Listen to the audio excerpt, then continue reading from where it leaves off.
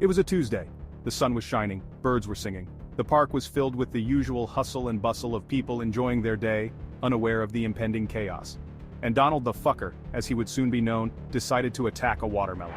His eyes were fixed, his mind made up. Not just any watermelon, this one was on display. It was the centerpiece, the star attraction. It was the pride of the local farmers market. The farmers had nurtured it with care, and it stood as a symbol of their hard work and dedication. Witnesses say Donald approached casually. He walked with an air of nonchalance, blending seamlessly into the crowd. He blended in. No one suspected a thing. He was just another face in the sea of market-goers. Then it happened. He pulled a rusty spork from his pocket. The crowd was oblivious to the impending act of madness. With a guttural scream, he plunged it into the watermelon's flesh. The sound of the spork tearing through the fruit was both shocking and surreal. Juice splattered everywhere. The crowd gasped. Donald laughed. His maniacal laughter echoed through the market. And then, he was gone, vanished into thin air. The crowd was left in stunned silence, trying to process what had just happened. Leaving behind a scene of chaos and the lingering smell of watermelon carnage, the market would never be the same again, forever marked by the bizarre attack. The news spread like wildfire. Social media exploded. Watermelon attack was trending within minutes. People were horrified, outraged, confused. How could this happen? Why would someone do such a thing? What kind of monster attacks a defenseless watermelon? The media went into overdrive. Experts were called in to analyze the situation. Psychologists weighed in on the possible motives of the attacker. Footage of the attack played on a loop, each replay etching the horror deeper into the public's consciousness.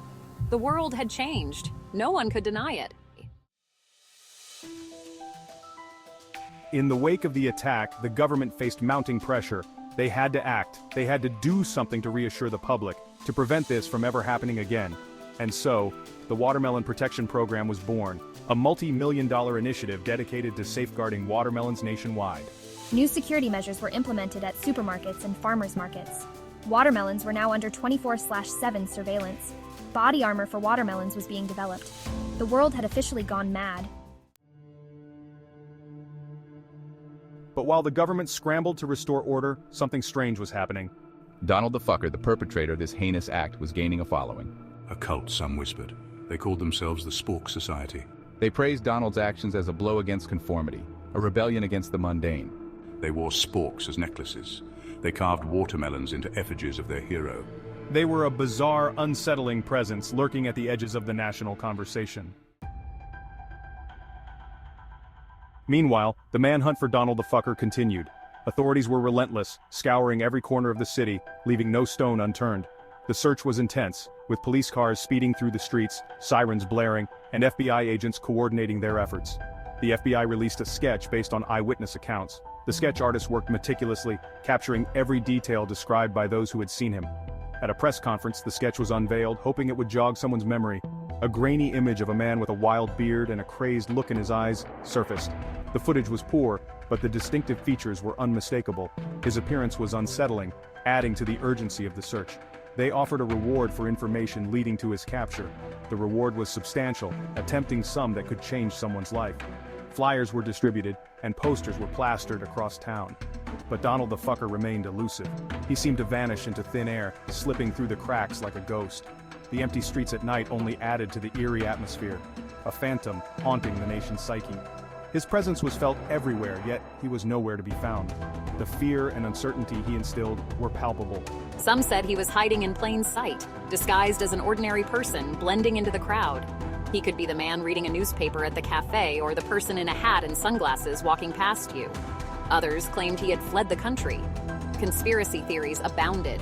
Some believed he was on a plane to a far-off land, while others thought he had multiple identities and travel routes mapped out. Was he a government plant? A foreign agent? Theories ranged from the plausible to the outlandish. Each new idea only deepened the mystery. A figment of our collective imagination? Could it be that he was a creation of our fears and anxieties, a symbol of the unknown? No one knew for sure. The confusion was widespread and the bulletin boards remained empty of any concrete leads. Donald the Fucker had become an enigma, a symbol of the absurdity of the world.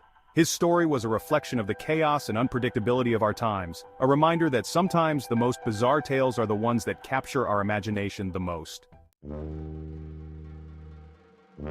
The watermelon attack, the watermelon protection program, the Spork Society. These phrases, once unimaginable, now echoed through our daily lives. These were the stories that defined our time. Stories so bizarre, so utterly ridiculous, that they seemed like they were ripped from the pages of a satirical novel. And yet here we were, living in this strange reality. It was a time when the absurd became the norm, and the norm became a distant memory. The headlines were filled with tales that defied logic and reason. Living in a world where watermelons needed protection, where a man who attacked a fruit with a spork could become a folk hero. It was a world where the line between reality and absurdity had blurred beyond recognition. The boundaries of what we considered possible were constantly being pushed. Every day brought new stories that made us question our understanding of the world. What did it all mean? Was there a deeper meaning to be found in this chaos? Were we missing some grand cosmic joke, or was this just the new normal? Or was this just the way things were now? Your guess is as good as mine. In this broken world, certainty was a luxury we could no longer afford.